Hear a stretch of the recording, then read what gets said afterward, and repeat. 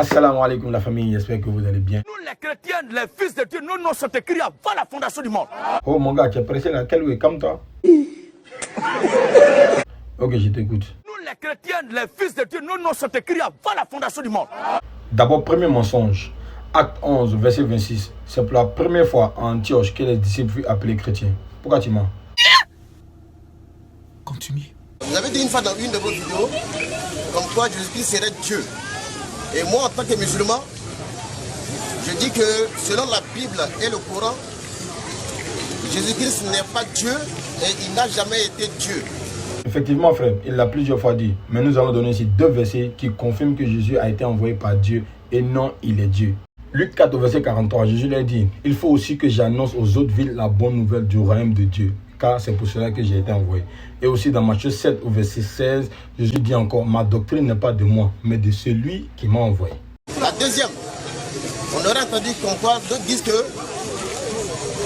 le paradis du chrétien sera obtenu que seulement par sa croyance à la force mort expiatoire de Jésus-Christ à la croix, auquel moi, Hugo, je ne crois pas.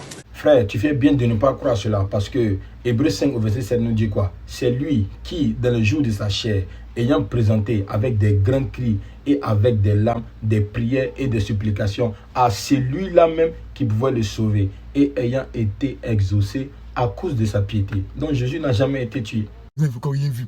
Continuez. Il y a des gens, quand ils sont en train de prêcher, vous les musulmans, vous les voyez, vous pouvez les approcher pour raconter ce que vous avez envie de raconter. Et ça, c'est votre droit. Oui, ok.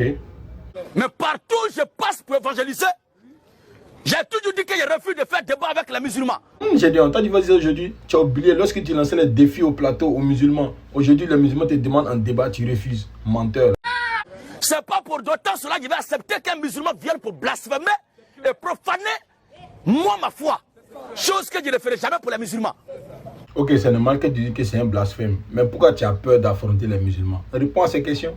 Avant de rentrer dans la divinité de Jésus, puisque tu dis que tu es musulman, selon Mahomet tu parles, je vais comparer d'abord Mahomet lui-même, de par sa naissance, et Jésus sa naissance. Un homme qui est né par les rapports sexuels, qui est né comme moi, comme toi, et que ses parents ont saigné, ont souffert, ils ont transpiré dans le noir, et qui est né de façon cruelle et barbare. Il ne peut pas se mettre là pour prétendre être l'équivalent de quelqu'un qui est né pur sans rapport sexuel. C'est pas possible. Bon, c'est cette comparaison que tu veux faire, mais tu oublies que le premier être sur cette terre, Adam, il n'avait pas de père et il n'avait pas de mère. Bon, on n'a pas fait de lui Dieu. Mais Jésus, il est né comme toi, comme moi. C'est-à-dire, ils l'ont poussé et puis il est venu. Pourquoi il n'est pas tombé du ciel? Si vraiment il est Dieu là, il ne devait pas passer par un être humain pour venir sur terre. Ah frère. Et le Coran lui-même reconnaît que Jésus est né. Il est d'un fils pur sans péché. Sur ce fondement, d'abord, Mahomet est disqualifié pour s'arrêter à côté de Jésus. Frère, s'il te plaît, quitte dans cette comparaison. Le Coran dit vrai, alors que la Bible dit le contraire. La Bible dit dans Ecclésiaste 7 au verset 20, non, il n'y a sur terre point d'homme juste qui fasse le bien et qui ne pêche jamais. Donc pour vous là, Jésus est un pécheur. Est grave. Et c'est ce même Coran qui dit encore au sujet de Mahomet qu'il lui sera pardonné ses péchés passés, présents et futurs. Ça veut dire que c'est un pécheur comme toi, comme moi, qui a besoin d'un sauveur. Or, pour sauver, il faut être quelqu'un qui est sans péché. Toi... Mais frère, le prophète Mohammed sallallahu alayhi wa sallam, il dit vrai, alors que d'après toi-même là, Jésus est un pécheur. L'air est plus que grave. Moi, on ne peut pas être en train d'être noyé, en train d'être englouti, et tu vas te mettre devant moi pour dire que c'est moi qui vais te sauver. Toi, tu es capable de me sauver? Toi qui es en train de boire l'eau sale comme moi, tu vas me sauver de quoi? Ok frère, je vais te poser une question. Pour toi, est-ce que Marie est une pécheresse? Pour moi, Marie est une pécheresse à qui Dieu a fait grâce. Ok, donc si Marie est une pécheresse, ce qui veut dire que Jésus lui-même là, il est rempli de péchés. Parce que dans Job 14, au verset 4, il est dit ceci. Comment d'un être souillé sortira-t-il un homme pur?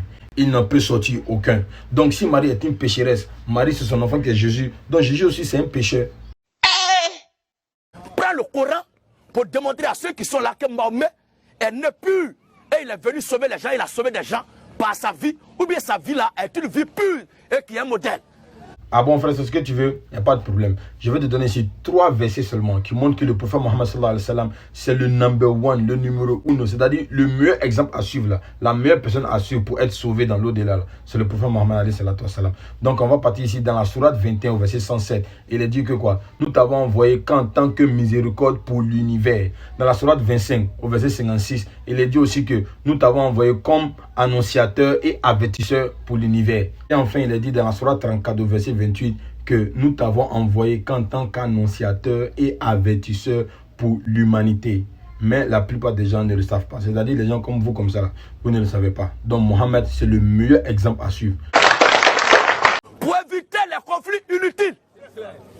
Parce que je sais très bien qu'il y a des choses dans le Coran. Si moi je vais mettre ma bouche dedans, mon frère qui est là, il ne sera pas content. Là, si tu dis ça, nous, ça ne nous étonne pas parce que ce n'est pas la première fois que tu vas dire des blasphèmes comme ça. Écoute, par exemple, lorsque j'étais au plateau, écoute. Allah n'est pas Dieu. Allah est un bâtard. Mohamed est un coupé de roue. Un imam est un assaillant. Tous les biaisés sont les chefs de camp avec leurs patrons sautés. Voilà un peu ce que tu disais concernant les musulmans auparavant. Donc imagine si aujourd'hui, nous les musulmans, on venait et on disait que tous ceux qui suivent Gédéon, vous êtes des Gédéon, toi-même tu es un. Comment est-ce que ça allait se passer? Mais pour vous dire que nous les musulmans, nous ne sommes pas violents. Donc aujourd'hui là, il ne faut pas fuir les débats. Viens faire les débats avec les musulmans, tu vas voir ce qu'il y a là. C'est le principe qui est là. S'il est d'accord, il vient avec le Coran. Comme lui, le Coran pour lui-même, je veux le Coran de ses propres mains. Moi, je lui donne ma Bible de mes propres mains. Lui va attester par la Bible que moi, mon Dieu, là n'est pas le vrai Dieu. Et moi, je vais attester par son Coran aussi que son Dieu, là n'est pas le vrai Dieu. Frère, est-ce que le Coran, là, on peut le lire?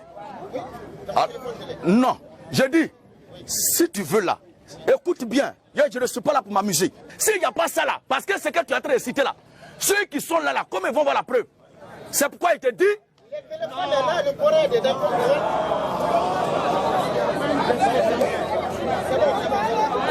Ah, vous voyez, famille, tellement qu'il veut fuir les débats, il demande au monsieur d'avoir un Coran dans sa main. Alors que le monsieur a dit qu'il a le Coran dans son portable.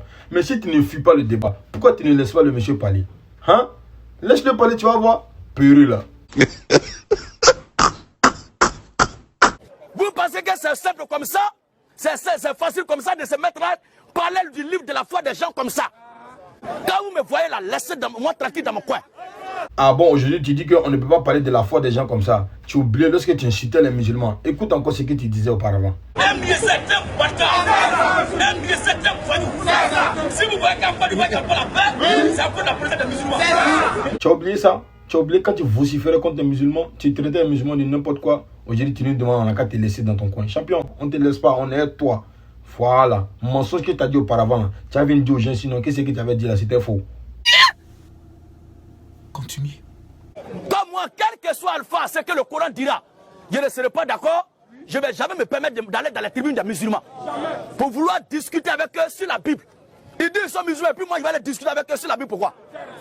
Mais bien sûr frère, toi-même tu sais que si tu viens là, on te délivrer. Voilà, tu as des musulmans en bris. Mais dans ta marmaille que tu es là, tu ne veux pas quitter dedans. Donc automatiquement, tu ne vas jamais venir.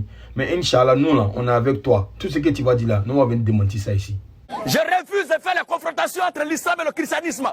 Mais bien sûr que tu vas refuser toute confrontation avec les musulmans. Parce que les élèves d'Abdelmajid, la BAM, ils ont enlevé ça de DG. Nourdin Djama, ils ont enlevé ça de DG.